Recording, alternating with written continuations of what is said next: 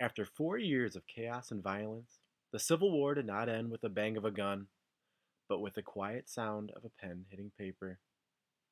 On the morning of April 9th, 1865, Union General Ulysses S. Grant and Confederate General Robert E. Lee met in Virginia to sign an agreement that would eventually lead to the end of the Civil War, the bloodiest conflict in American history.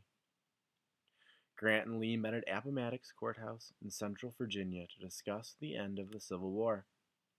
Lee had requested the meeting.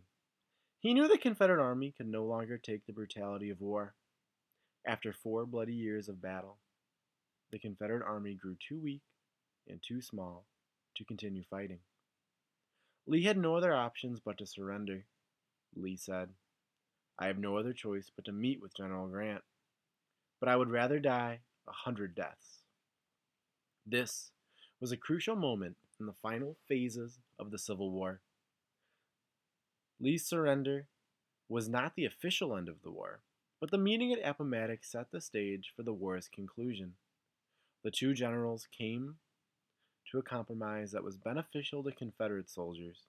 Despite losing the war, Confederate soldiers were allowed to return to their homes in the South without facing any penalties, such as jail time.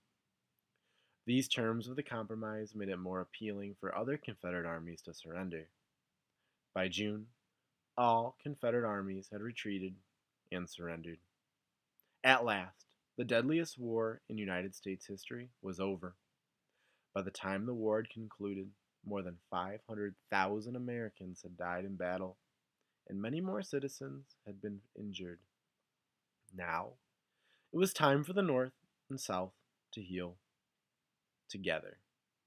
The newly united states had to figure out how they could live as brothers once again.